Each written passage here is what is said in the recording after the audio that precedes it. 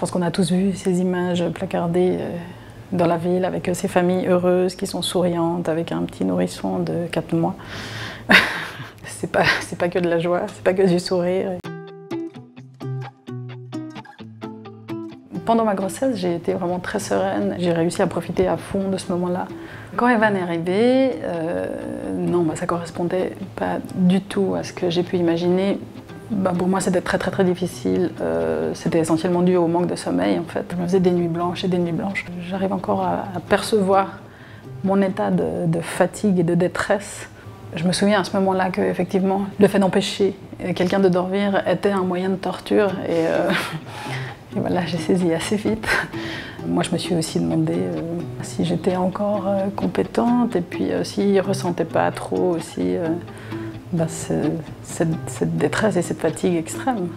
Et du coup, j'ai effectivement décidé d'arrêter d'allaiter. Heureusement, alors j'étais déjà suivie par une sage-femme qui venait régulièrement à la maison.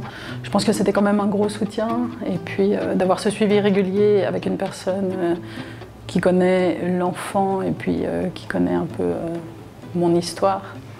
Et puis, bien sûr, mon entourage, mes amis et ma famille. Je pense vraiment que c'était essentiel pour moi d'avoir ces personnes autour de moi. Je pense que j'ai aussi réussi à ancrer une confiance en moi et en mon rôle de mère. Une fois qu'on a ça, c'est précieux. Je pense qu'il y a vraiment 2 choses essentielles pour moi. C'est soit de me retrouver en pleine nature, et puis sinon, c'est faire de la musique. J'arrive heureusement à trouver des moments, et alors peut-être pas forcément suffisamment tout le temps, mais oui, j'arrive vraiment à les trouver, et je sais que c'est essentiel. Donc.